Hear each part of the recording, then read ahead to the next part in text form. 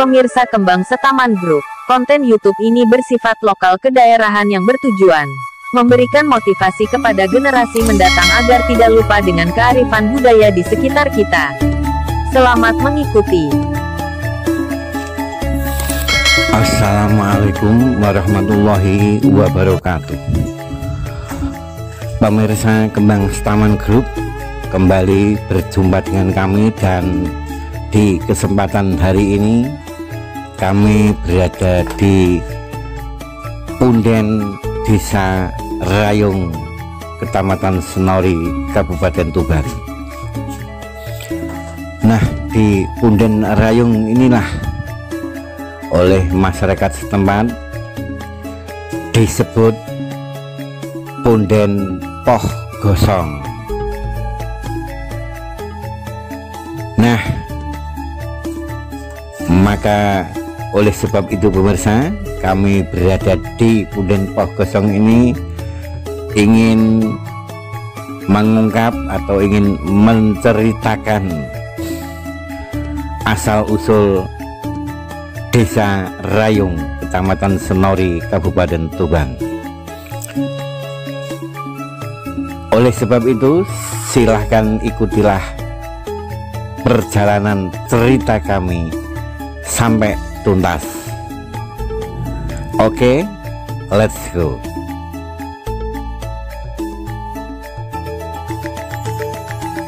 Nah pemirsa, ini kami lagi menuju ke area Punden Poh Gosong, Desa Rayung, Kecamatan Senori, Kabupaten Tuban. Nah, di zaman Anta Baranta dulu pemirsa, bahwasanya dikisahkan ada seorang penguasa yang dermawan dan sangat ditaati, sangat dihormati oleh masyarakatnya, dan beliaunya sebagai penguasa ini adalah merupakan orang yang kaya raya saat itu. Karena kekaya rayaannya pemirsa dan kebaikan hatinya, maka masyarakat yang dipimpinnya saat itu menjadi masyarakat yang adem, ayem, dan tentrem. Kehidupannya guyup, rukun, gemah ripah loh sinawi. Jadi suasana masyarakat yang dipimpin oleh sang penguasa kaya raya tersebut pemirsa merupakan daerah yang sangat nyaman untuk kehidupan masyarakat desa saat itu. Nah, tanpa diduga dan tanpa dinyana, kenyamanan, ketentraman masyarakat saat itu dikejutkan oleh kejadian yang tidak terduga dengan datangnya para perampok atau penjara-penjara yang hendak merampok harta benda dari sang penguasa. Maka ketika sang perampok tersebut hendak menjarah harta benda dari sang penguasa, masyarakat pun juga hendak ingin membantu junjungannya atau pimpinannya saat itu mempertahankan harta bendanya. Namun kala itu pemirsa, karena perampok-perampok itu adalah merupakan perampok-perampok yang sangat bengis-bengis, sehingga masyarakat desa kala itu tidak berani berkutik, hanya bisa melihat dari kejauhan di mana kejadian perampok itu beraksi di rumah sang penguasa. Namun sebelum kejadian itu usai, datanglah seorang pengembara yang sakti mandraguna, berjiwa kesatria dan juga mempunyai jiwa penolong. Maka sang pengembara tersebut melihat kejadian yang ditemuinya dalam pengembaraannya, maka jiwa penolongnya terusik dan bangkit maka seraya sang pengembara itu pun mendekati rumah sang penguasa yang saat itu sedang dirampok oleh para perusuh. Dalam kondisi yang kacau balau, panik dan sebagainya, pemirsa, sang penguasa akhirnya hendak menyerahkan diri, namun tiba-tiba sang pengembara muncul di tengah-tengah palagan atau muncul di tengah-tengah peristiwa perampokan saat itu. Sehingga dengan kejadian seperti itu, sang perampok-perampok itu terkejut, terbelalak matanya, dan sekaligus muntap amarahnya dan makin memuncak emosinya. Ada orang yang menghalang-halangi lakunya, ada orang yang mau merintangi aksinya dalam rangka menjarah harta benda dari sang penguasa ini. Maka tanpa babi bu, perampok-perampok itu pun menyerang sang pengembara. Namun sang pengembara bukannya ciut nyalinya, bahkan sang pengembara meladeni sang perampok-perampok itu dengan santainya. Dan ketika pergulatan atau pertikaian antara perampok-perampok dan pengembara tersebut, pemirsa, tidak menunggu waktu lama, perampok-perampok itu bertekuk lutut di hadapan sang pengembara. Maka dengan keadaan yang bertekuk lutut itulah sang perampok-perampok itu ciut nyalinya dan merasa ketakutan.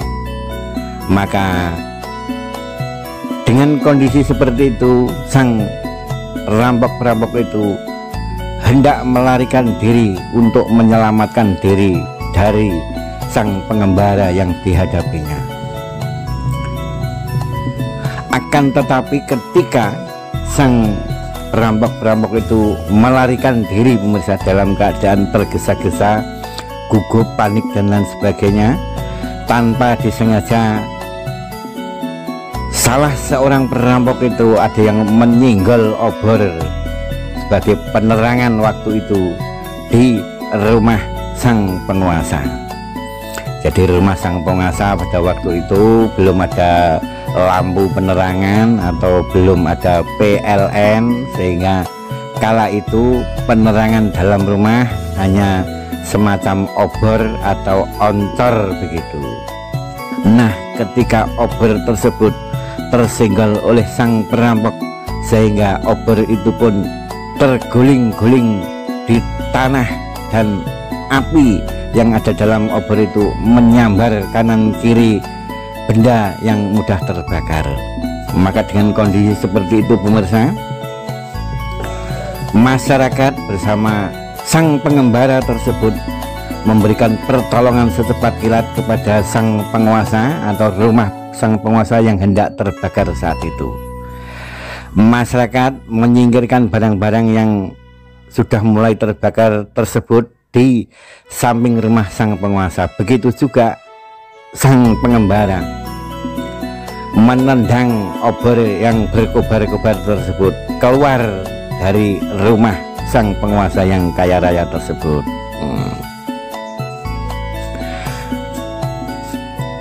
Obor yang ditendang oleh sang pengembara tersebut melaju dan mencelat mencelat gitu ya, mencelat keluar rumah dan mengenai pas di atas pohon, di mana pohon itu berada di samping rumah sang penguasa. Seketika itu, pemirsa, obor yang ditendang oleh sang pengembara tersebut membakar pohon yang berada di samping rumah sang penguasa tersebut. Maka oleh sebab itu akhirnya ramai-ramai pula masyarakat sekitar memadamkan kobaran api yang ada di pohon di samping rumah sang penguasa. karena pohonnya itu besar sekali dan apinya pun juga mulai membakar, namun pertolongan masyarakat lebih cepat dan lebih banyak, akhirnya api itu bisa dipadamkan. Namun kondisi pohon itu pun menjadi gosong karena kobaran api obor yang ditendang oleh sang pengembara tersebut. Karena pohon yang berada di samping rumah sang penguasa tersebut adalah merupakan pohon kepoh yang sangat tinggi dan besar, dan waktu kejadian itu pemirsa, pohon kepoh itu pun menjadi gosong. Masyarakat pun memberi nama kepoh gosong, demikian. Nah, inilah kepoh gosongnya demikian. Nah, bentuknya seperti ini, dan sampai sekarang batang kepoh ini juga menghitam laksana terbakar gosong demikian.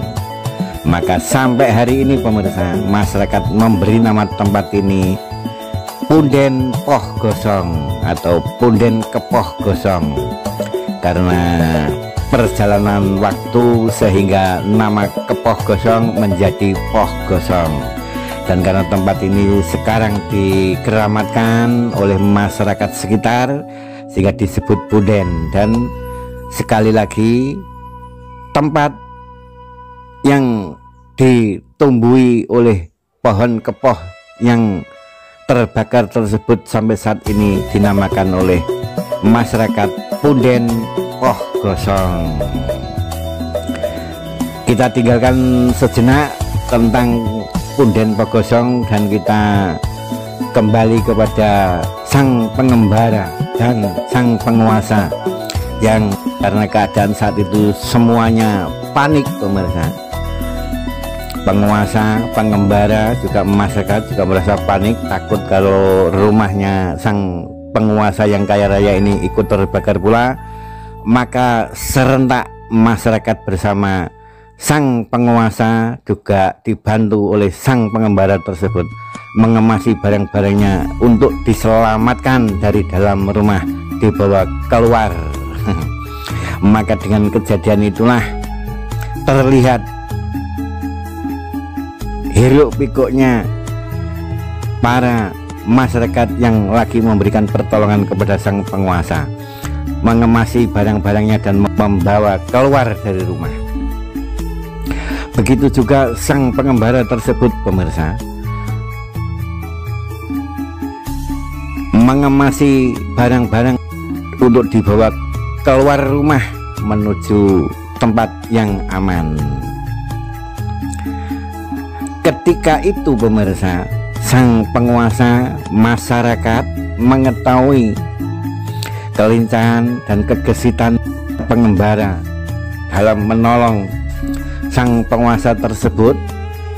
Beliau memegangi harta benda dengan tangan kanannya, tangan kirinya penuh dengan benda-benda berharga untuk diselamatkan.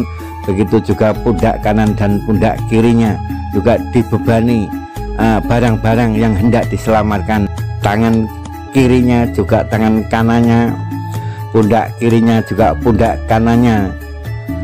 Maka saat itu pula masyarakat seraya berkata, rayung, sang pengembara ngerayung.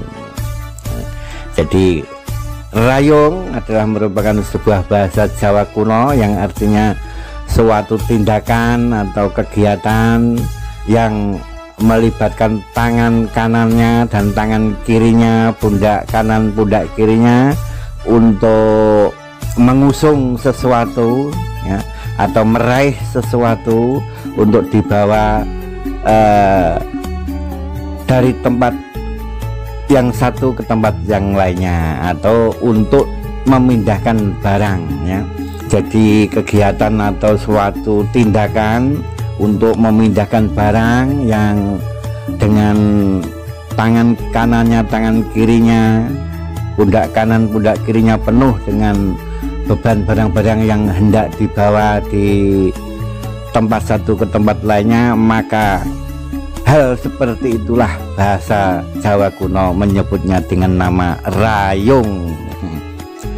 Maka serentak saat itu masyarakat dan penguasa saat itu menyebut daerah yang ditempati saat itu menjadi desa rayung. Demikian.